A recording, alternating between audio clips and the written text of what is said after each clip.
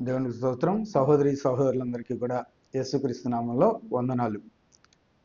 దేవుని వాగ్దానములన్నీ కూడా అవునన్నట్టుగానే ఉన్నాయి కానీ కాదన్నట్టుగా లేవు. అయితే ఆ వాగ్దానాలన్నీ కూడా ఎలా అంటే స్వాతంత్రించుకోవాలి మనం. ప్రతి వాగ్దానము అవునన్నట్టుగానే ఉన్నది అని చెప్పి కొరింథీయులకు రాసిన పత్రికలో రాసి ఉన్నది. ఆ వాగ్దానాన్ని స్వాతంత్రించుకోవాలి. ఉదాహరణగా ఒకటి చెప్తున్నాను. యెషయా గ్రంథంలో ఒక మాట ఉంటుంది.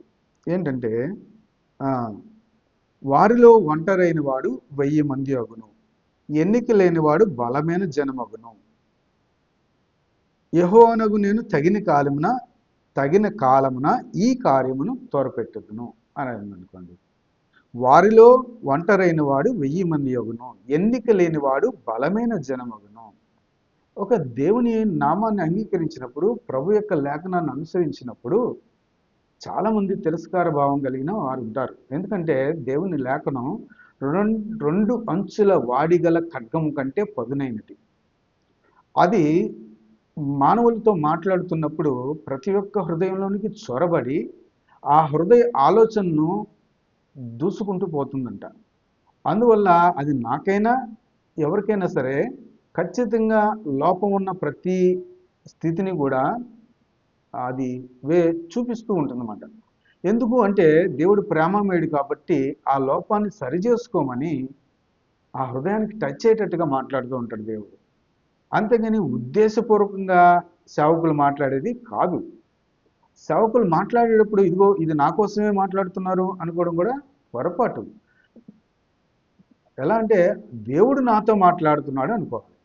సేవకుడు నాతో మాట్లాడుతున్నాడు అనుకోకూడదు. దేవుడు నాతో మాట్లాడుతున్నాడు, సరి చేసుకోవాల్సిన అవసరం ఉంది అని చెప్పి గుర్తెరగాలి. ఇంకో రెండో విషయానికి వస్తే, అసలు విషయానికి వస్తే ఆ వాగ్దానాన్ని స్వతంత్రించుకోవాలి. వారిలో ఒంటరైన వాడు 1000 మంది ఎలా అవుతారు అంటే, ఇప్పుడు దేవుని నామాన్ని అంగీకరించిన తర్వాత ఒకవేళ మనల్ని అంగీకరించిన వారు, లేకపోతే ఇష్టం కాని వారు, దేవుని లేఖనాన్ని ఇష్టపడిన వారు నన్ను కూడా ఇష్టపడరు కనుక నా మాటలు కూడా నచ్చకపోవచ్చు. కనుక అప్పుడు ఒంటరిగా మిగిలే పరిస్థితి వస్తుంది. కానీ ఇక్కడ చూస్తే సహోదరి సహోదరులుగా దేవుని అంగీకరించిన సహోదరి సహోదరులు అందరూ కూడా లేఖనాన్ని బట్టి ఎవరండా సహోదరి సహోదరులు అని చెప్పాడు దేవుడు.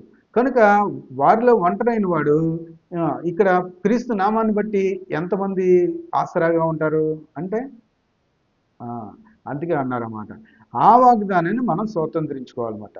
వారిలో ఒంటరైన వాడు 1000 మంది అగునంటే అది మాట అర్థం.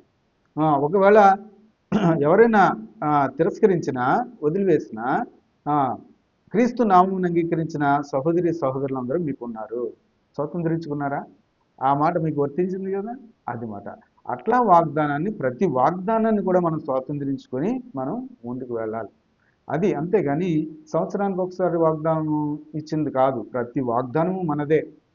కనుక ఆ వాగ్దానాలన్నీ కూడా మనమే కనుక స్వాతంత్రించుకున్న అనుభవమే చాలా సంతోషాన్ని కలగజేస్తుంది. ఇది బాగా అర్థం చేసుకోవాలని కోరుకుంటున్నాను. ఈ మాటలు దేవుడు దీవించును గాక. ఆమేన్.